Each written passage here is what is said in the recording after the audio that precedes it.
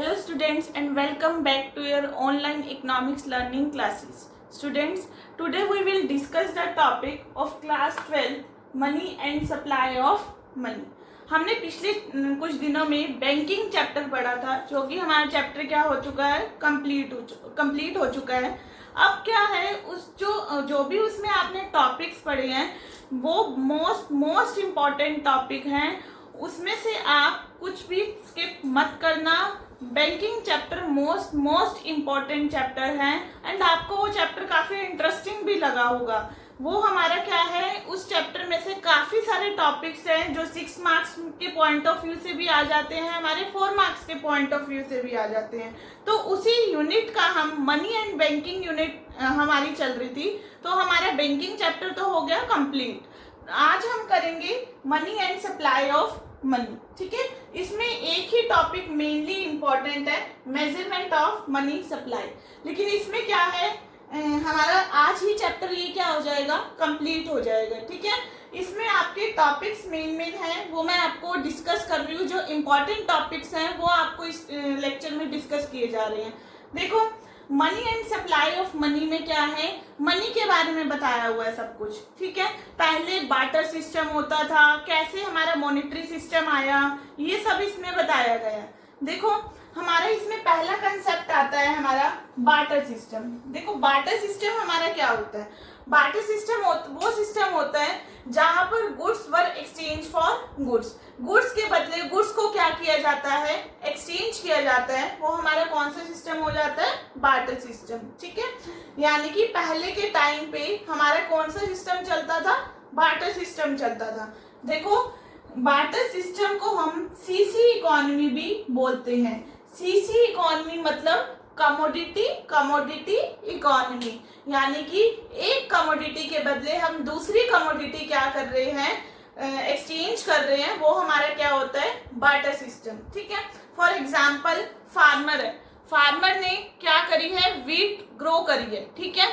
अब उस टाइम पे मनी नहीं था, ठीक है, तो उसने वीट ग्रो करी है। उसको ये है कि भी उसको ऐसा पर्सन चाहिए जो उसकी वीट ले ले और उसे क्या दे दे, क्लोथ दे दे। उसे क्लोथ की नीड है और किसी पर्सन को क्या है, वीट की नीड है। तो ए पर्सन बी पर्सन को वीट देगा और बी पर्सन ए पर्सन को क्या देगा, क्लोथ देगा। यानी कि दोनों की नीड होनी चाहिए हमारी बार्टर सिस्टम के अंडर। अगर आपको वीट चाहिए, बी पर्सन को वीट चाहिए, तो ए पर्सन को क्लोथ चाहिए। आपके पास क्लोथ होने चाहिए उसको देने के लिए। वो हमारा क्या होता है, बार्टर सिस्टम, और उसको हम क्या बोलते हैं, डबल कोइंसिडेंट ऑफ वॉन्ट्स। यानी कि हमारे देखो ड्रॉबैक्स आते हैं बार्टर सिस्टम में, यानी कि क्या क्या ड्रॉबैक्स है, उस टाइम पे क्या क्या डिफिकल्टीज हमें फेस करनी पड़ती थी, जो आज के टाइम पे हमें वो डिफिकल्टीज को फेस नहीं करना पड़ रहा है। देखो, पहला आता है डबल कोइंसिडेंस ऑफ वॉन्ट्स। अभी मैंने आपको बताया कि भी मेरी नीड है तो अनदर पर्सन की भी नीड जरूरी है, ठीक है। दोनों की नीड एक ही बारी में क्या होनी चाहिए, सेटिस्फाई होनी चाहिए। मैंने आपको एग्जांपल दिया है, मैं अगर फार्मर वीट सेल कर रहा है तो दूसरा पर्सन को वीट चाहिए होगी, वीट उसकी नीड होगी। वीट जो प्रोडक्ट्स है, वीट ग्रो करी है उसने, उसकी नीड होनी चाहिए। अगर उसकी नीड ही नहीं है तो वो क्लोथ क्यों देगा अपने किसी को, ठीक है। तो बार्टर सिस्टम में हमारा क्या होता है, मेन जो लिमिटेशन आती है, हमें बहुत ज्यादा डिफिकल्टीज फेस करनी पड़ती थी पहले के टाइम पे।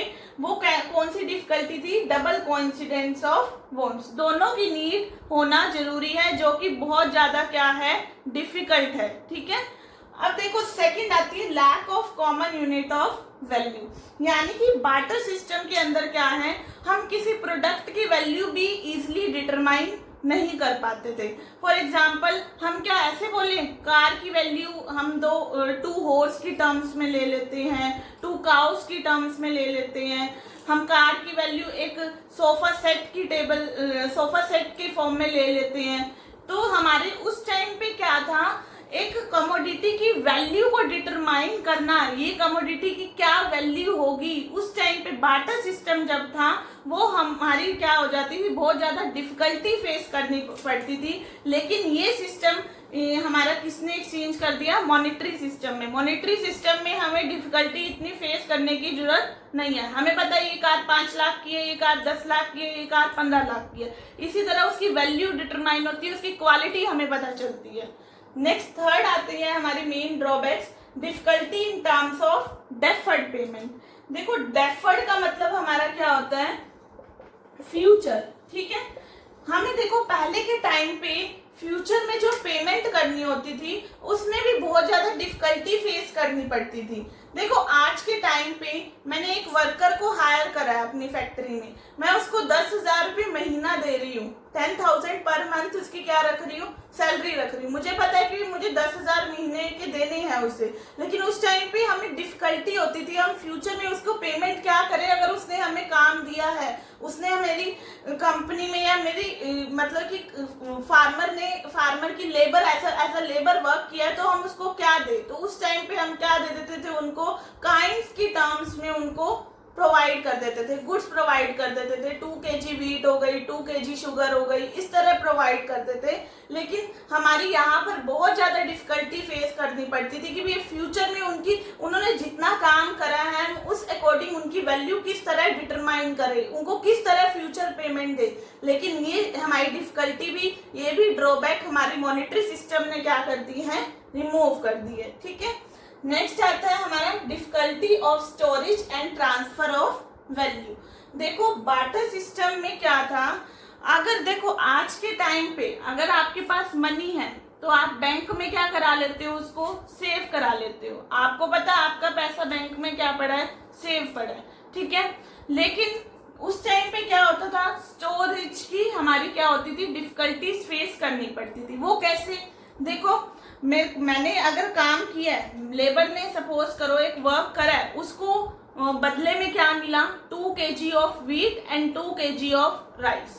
सपोज करो उसने क्या कर दिया, अपने स्टॉक करके रख दिया, वो स्टोर करके रख दिया, बारिश आ गई, कोई नेचुरल डिजास्टर आ गया, ठीक है, तो उसकी वीट और राइस क्या हो जाएंगी, खराब हो जाएंगी। ठीक है, पैसे तो खराब नहीं होगी।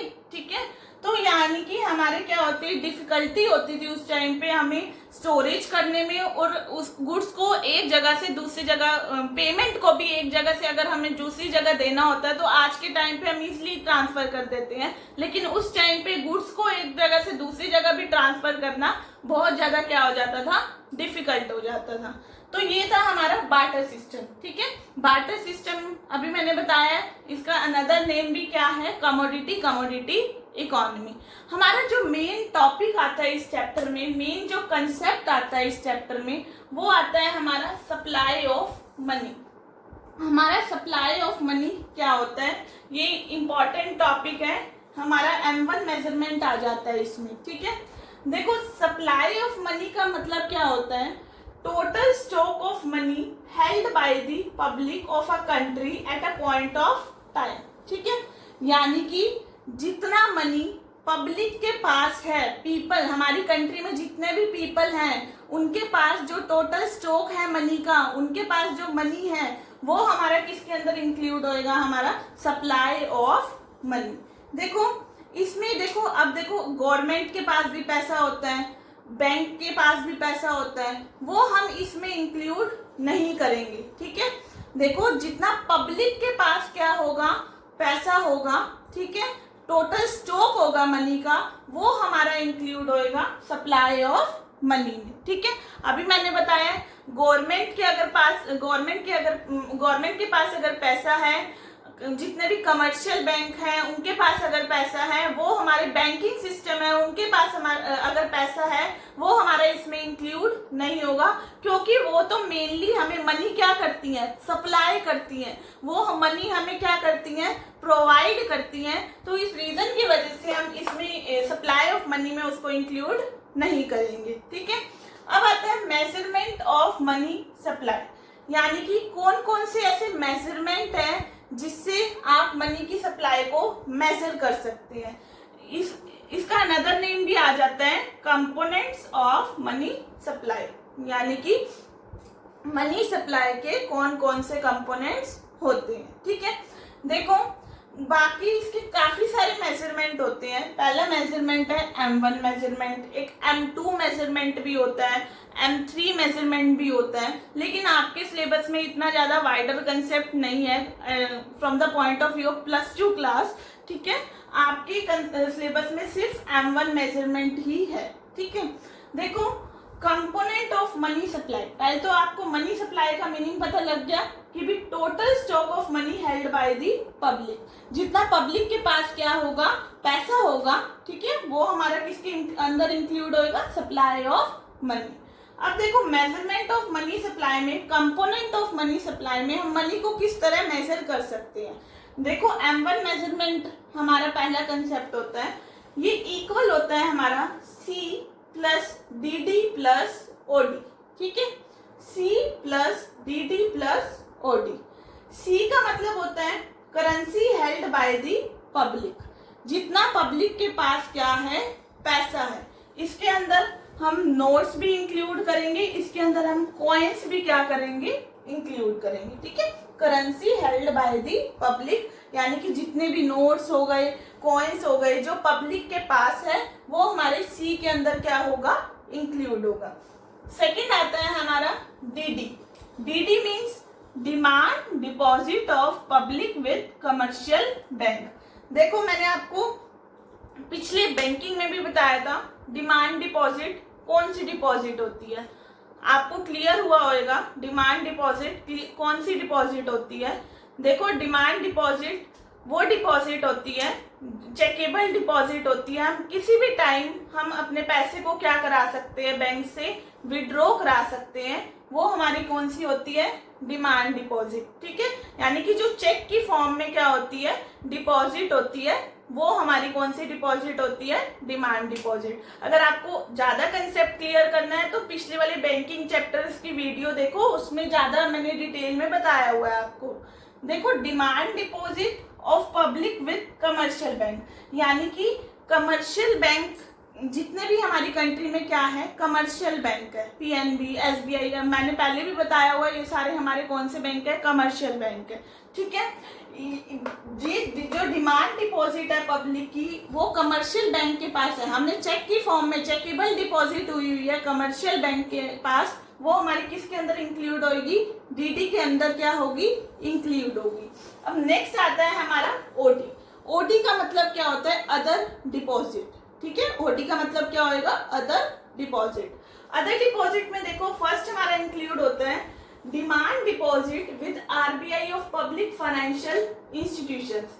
देखो जो पब्लिक फाइनेंशियल इंस्टीट्यूशंस होते हैं, लाइक NABARD हो गया, ठीक है, ये पब्लिक फाइनेंशियल इंस्टीट्यूशंस है। NABARD की फुल फॉर्म क्या होती है, national bank for agricultural and rural development. ठीक है, NABARD अगर क्या कर रहा है, अपनी डिमांड डिपॉजिट कौन सी होगी, चेकेबल डिपॉजिट। NABARD अगर चेकेबल डिपॉजिट अपने RBI के पास क्या करा रहा है, जमा करा रहा है चेक की फॉर्म में। पब्लिक फाइनेंशियल इंस्टीट्यूशंस होते हैं, जितने भी हमारी कंट्री में पब्लिक फाइनेंशियल इंस्टीट्यूशंस है, वो अपनी डिमांड डिपॉजिट किसके पास कर रख रहे हैं, RBI के पास रख रहे हैं, तो हमारी वो किसके अंदर इंक्लूड होगी, अदर डिपॉजिट के अंदर क्या होगी, इंक्लूड होगी। नेक्स्ट इसमें आता है deposit with RBI of foreign central bank and foreign government.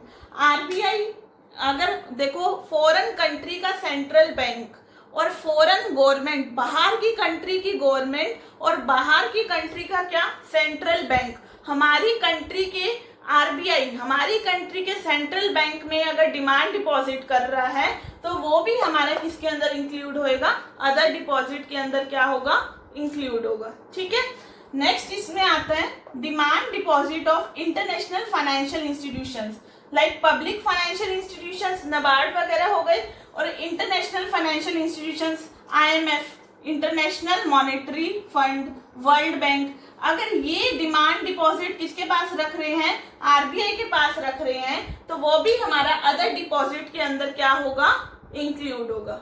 ठीक है, अब देखो मैंने आपको बताया है कि भी जितनी भी डिमांड डिपॉजिट RBI के पास होगी, किसकी, फॉरेन सेंट्रल बैंक की और फॉरेन गवर्नमेंट की, तो वो अदर डिपॉजिट के अंदर क्या होगी, इंक्लूड होगी।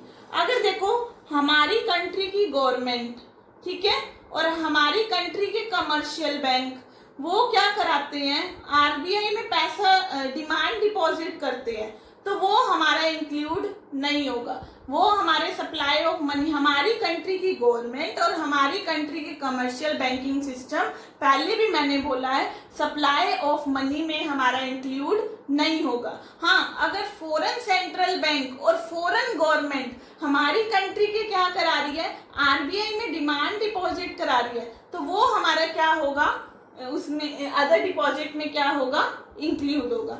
आई होप आपको ये टॉपिक क्लियर हुआ होगा। M1 मेजरमेंट, देखो इसकी मेन शॉर्ट फॉर्म है C+DD+OD। इस टॉपिक को आपने अच्छे से करना है, ये मोस्ट इम्पॉर्टेंट टॉपिक है।